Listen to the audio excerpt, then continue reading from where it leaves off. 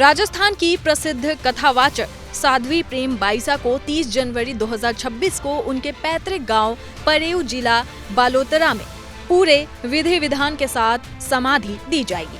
साध्वी के निधन के बाद से ही गांव परेऊ में शोक और श्रद्धा का माहौल बना हुआ है। वे 12 साल की उम्र से ही धर्म और अध्यात्म के मार्ग पर चल रही थी, मगर 25 साल की उम्र में उनका निधन हो गया। दूर दराज से बड़ी संख्या में श्रद्धालु, संत महात्मा और ग्रामीण उनके अंतिम दर्शन के लिए भी पहुंचे, लेकिन साध्वी की विदाई के साथ ही उनकी मौत के पीछे के रहस्य ने एक बड़े विवाद को जन्म दे दिया है। साध्वी के पिता वीरमनाथ ने मौत की प्रक्रिया पर गंभीर सवाल उठाए हैं। उनका दावा है कि साध्वी को केवल मामूली जुकाम था, लेकिन बुधवार को एक आश्रम में इंजेक्शन लगने के महज 30 सेकंड के भीतर उनकी हालत बिगड़ गई और अस्पताल पहुंचने से पहले ही उन्होंने दम तोड़ दिया। पिता ने मेडिकल रिपोर्ट को सार्वजनिक करने की मांग करते हुए बेटी के आखिरी शब्दों का हवाला दिया, जीते जी न्याय नहीं मिला, अब मुझे न्याय दिला देना।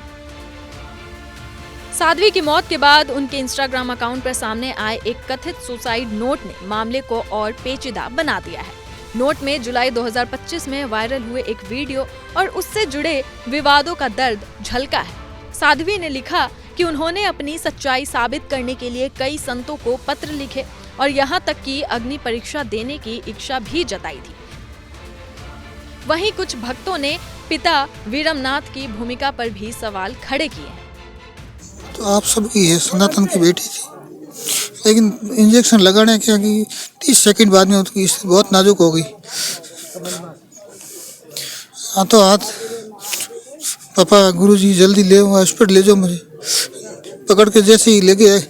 इस रास्ते में एक बार बोला मुझे जीते जी न्याय नहीं मिला, लेकिन जाने के बाद में भी मुझे न्याय मिले का मुझे उम्मीद पूरी है।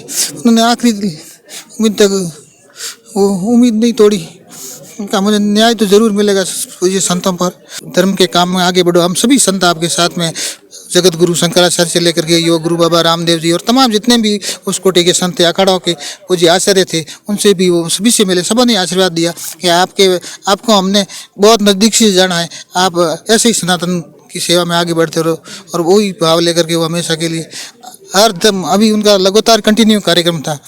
आज भी उनका कार्यक्रम आज के दिन था बाड़ा कला में, और उसके बाद में चंडीगढ़ में कार्यक्रम था। चंडीगढ़ का पूरा होने के बाद में अजमेर में दोबारा 17 से लेकर के 20 तारीख तक का जो योगी जी और बहुत बड़ा कार्यक्रम होने जा रहा है। उस कार्यक्रम में उनका नानी भाई के मारे का कार्यक्रम था, लेकिन कुदरत को जो मंजूर था वो सबके सामने। अब सभी से यही उम्मीद करते हैं कि सब में भगवान का वास है। हर प्रकार की मैंने सबको लिखित में दिया है, जैसी जांच करवानी है उस जांच पे मैं साइन करने के लिए, जिस प्रकार की जांच करना चाहते हैं उसके अंदर मैं हर जांच पे साइन करने के लिए तैयार हूँ। और उसकी वास्तविकता दुनिया के सामने आनी चाहिए। जन्म से लेकर जन्म हुआ उस दिन से जो आदमी की प्रक्रिया शुरू होती है इंसान की, उस मेडिकल जांच को लेकर के आज दिन अंतिम सांस लिए उस समय तक जिस प्रकार की जो जांचें होती है मेडिकल, वो सब जांचें आप करके मैंने ऐसा लिखित में उनको लिख के दिया है। और जो भी वो मेडिकल जांच हुई वो वीडियोग्राफी करके उसके भी मैंने साइन किया। जो जांच हो उसका वीडियोग्राफी कर करके आप दुनिया के सामने मतलब जो भी है सत्य लाए।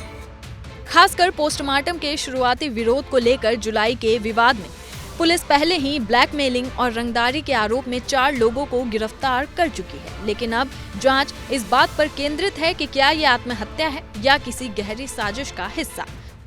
साध्वी की अंतिम विदाई के साथ ही राजस्थान में सियासत का पारा चढ़ गया है, जहां मुख्य विपक्षी दल कांग्रेस ने इस पूरी घटनाक्रम की सीबीआई जांच की मांग कर सरकार को कटघरे में खड़ा कर दिया है।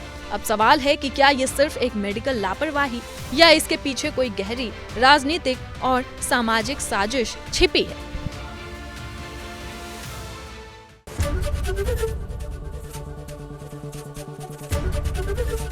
एबीपी गंगा, खबर आपकी, जुबान आपकी।